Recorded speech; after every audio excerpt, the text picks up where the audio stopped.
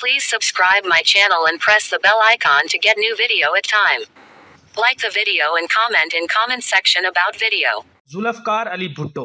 जुल्फ़कार अली भुट्टो की आम आदमी से अरूज और फिर अरूज से जवाल की कहानी इंतहाई दर्दनाक है। नाज़रीन, याद रहे जुल्फ़कार अली भुट्टो 5 जनवरी 1928 को आज के सूबा सिंध में पैदा हुए। इन्होंने अपनी सियासत का आगाज 1958 में किया।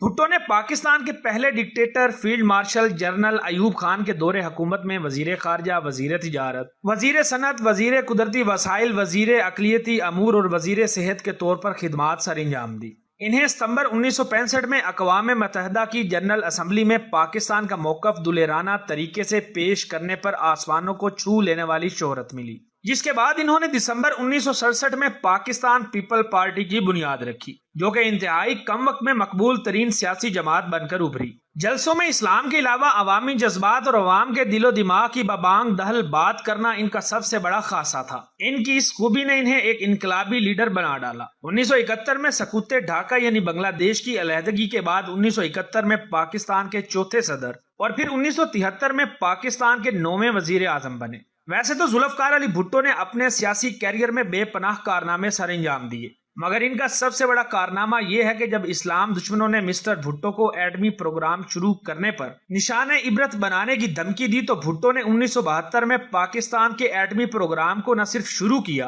बल्कि आलमी ताकतों के दबाव को खातिर में ना लाते हुए दुश्मन की आंखों में आंखें डालकर कहा कि हम घास खा लेंगे लेकिन एटम बम जरूर बनाएंगे। जबकि इनका दूसरा बड़ा कारनामा 1973 में पाकिस्तान को पहला मुतफिका आइन देना है। सिर्फ यही नहीं बल्कि 1974 में तमाम इस्लामी ममालिक को यकजा करके लाहौर में पहली इस्लामी सरबराही कॉन्फ्रेंस का इनकाद करवाना भी इनका एक अहम कारनामा है, जिसे आज भी इनकी बड़ी कामयाबियों में से एक समझा जाता है। इन्हीं इकदामात के बाइस इस्लाम दुश्मन ताकतों ने मिस्टर भुट्टो को ठिकाने लगाने का प्लान बनाया, जिसके तहत सितंबर 1977 में नवाब मोहम्मद अहमद खान के कत्ल के इल्जाम में इन्हें गिरफ्तार कर लिया गया और फिर 18 मार्च 1978 को हाई कोर्ट ने इन्हें सजाए मौत सुना दी। 6 फरवरी 1979 को सुप्रीम कोर्ट ने भी हाई कोर्ट की सुनाई गई सजाए मौत की तौसीक कर दी। यूं 4 अप्रैल 1979 को रावलपिंडी जेल में इनको फांसी दे दी गई।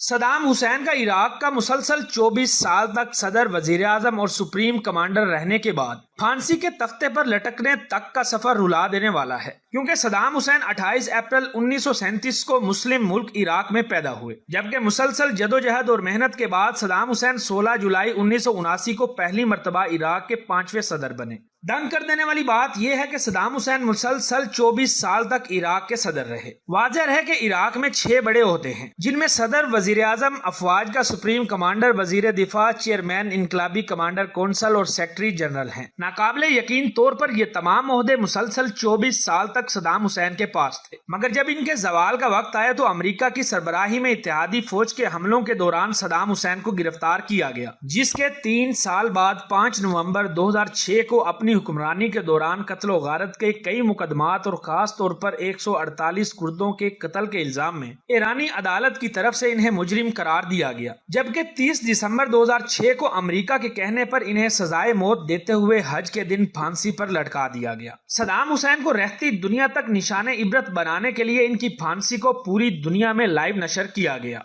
मोहम्मद नजीबुल्लाह। वाज़ेह है, नजीबुल्लाह 6 अगस्त 1947 को अफगानिस्तान के सूबा पक्तिया के मशहूर शहर गर्दज में पैदा हुए, जबकि मोहम्मद नजीबुल्लाह 1987 से 1992 तक अफगानिस्तान के सदर रहे। नाकाबिले यकीन तौर पर वो मुसलमान होने के बावजूद कम्युनिस्ट होने की वजह से रूस के बड़े हामी थे, इसीलिए इनके बारे में ये कहा जाता है कि वो डॉक्टर नजीबुल्लाह कहलवाने की बजाय डॉक्टर नजीब कहलवाना पसंद करते थे। इन्हीं वजूहात की वजह से 1996 में तालिबान ने इनकी हुकूमत का तख्ता उल्ट कर इन्हें माजूल कर दिया। बहरहाल सफारती तहफ्फुज का लिहाज रखते हुए किसी अफगान ने इन्हें नहीं मारा, मगर तालिबान अक्सरियत पसंदों के एक ग्रुप ने तमाम सफारती रवायात को तोड़ते हुए न सिर्फ नजीबुल्लाह को जबरदस्ती पकड़कर अपने साथ ले गए बल्कि इन्हें सजाए मौत दे दी। कुछ लोगों का कहना है कि इन्हें नामर्द करके नंगा फांसी के फंदे पर लटकाया गया था, ताकि लोग इनकी दर्दनाक मौत से सबक हासिल कर सकें। तालिबान ने इनके साथ इतना जुल्म इसलिए किया क्योंकि तालिबान इन्हें रूस की कठपुतली ही नहीं बल्कि अल्लाह पर यकीन ना करने के बावजूद अपने आप को मुसलमान कहने वाला हुक्मरान समझते थे। यूं इनकी जिंदगी का इख्तिताम इंतहाई दर्दनाक तरीके से हुआ।